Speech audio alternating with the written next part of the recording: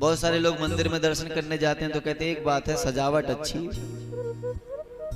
कथा में भी सब लोग कथा सुनने के लिए थोड़ी आते हैं, कोई पंडित जी को देखने के लिए आते हैं, कोई शुक्ला जी ने कैसी व्यवस्था की ये देखने के लिए आते हैं, कोई कुछ देखने आते हैं, कोई सजावट देखने आते हैं। हर आदमी कथा सुनने के लिए नहीं आता, कोई गाना सुनने के लिए आता है, भजन सुनने के लिए आता है, कोई अपना सोचता है कि इतनी देर यहाँ बैठोगे उससे अच्छा चलो वहीं मनोरंजन होते हैं, टाइम कट जाएगा, इसलिए भी आते हैं। सबका अर्थ कथा से नहीं होता, पर हर जगह रह करके जो कथा सुनता है, जो अपने कृष्ण से जुड़ा रहता है, वही गोपी है, चाहे वो स्त्री हो चाहे वो पुरुष हो। उदाहरण मुझे बड़ा एक अच्छा लगता है, एक खेत में कुछ लोग निराई कर रहे थे, निराई मतलब घास छील रहे थे बैठे बैठे खुरपी से, तो अचानक एक भक्त हृदय था, जिसे हम गोपी कह सकते हैं, एक तो अचानक एकदम वहीं जमीन में लौटने लगा और बड़ी जोर जोर से हंसे, बड़ी जोर जोर से हंसे।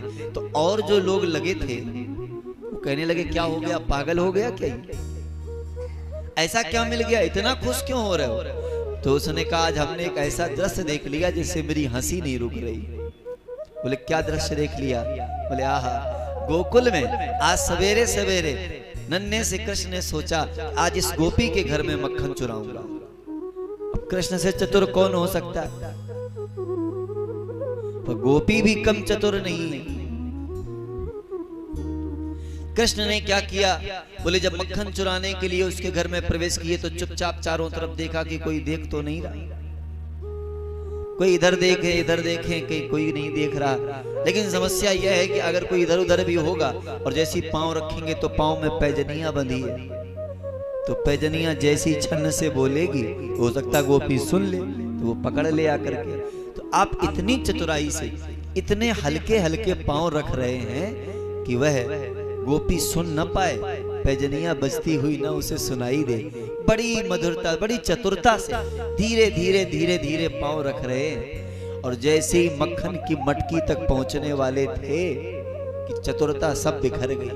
क्या हो गया? बोले गोपी उसी समय रसोई घर में थी और वो मिर्च मसाला का तड़का लगाने जा रही थी, सब्जी छौंकने जा रही थी। और जैसे ही अमनिया करके सब्जी छौंकने के लिए उसने मिर्च मसाला का तड़का लगा, इधर इनका मटकी उतार के नीचे रखना हुआ और जैसे ही छौंका लगा सो भस उड़ी।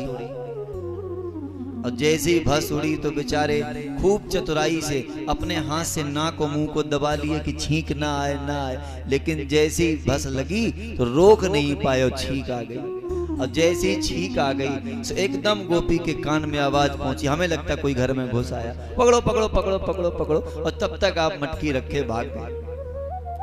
तो हम ये देख रहे थे कि बेचारे कितनी चतुराई से घर में गए, आज मक्खन चुराएंगे, लेकिन चतुराई काम नहीं आई, आज चोरी पकड़ी गई और मक्खन खा नहीं पाए। ये दृश्य देख करके हम लोटपोट हो रहे हैं। अब ये कहाँ लगे हैं? ये खेत में लगे हैं, खेत में।